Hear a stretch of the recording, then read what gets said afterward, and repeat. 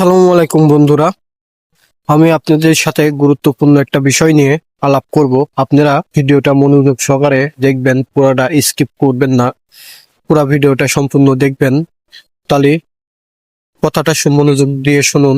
আপনারা যারা content monetization এখনো পাননি, না পাওয়ার কারণ আপনারা হয়তো নিজস্ব কন্টেন্ট আপলোড করছেন না, বা এমন কিছু পিকচার বা এমন কোনো কিছু আপলোড করছেন যেগুলোতে ইস্যু এসেছে, কিন্তু আপনার প্রোফাইলে শো করছে না বা পেজে শো করতেছে না, কিন্তু এই ইস্যুগুলো আপনার থেকে গেছে, যার কারণে আপনি কখনোই মনিটাইজেশন পাচ্ছেন না। হাজার ভিউ, ফ্রেন্ড থাকা, ফলোয়ার থাকার কারণেও আপনারা একটু আইডিটা ভালো করে চেক করুন। চেক করে ভালো করে দেখুন, সেগুলা সমাধান করার চেষ্টা করুন।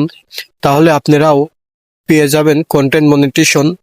এবং আপনারা যদি সেগুলোর দিকে লক্ষ্য না করুন, সেগুলোর দিকে খেয়াল না দেন, তাহলে আপনারা সারা জীবন ফেসবুক চালাইলেও পাবেন না কখনোই কন্টেন্ট মনিটাইজেশন।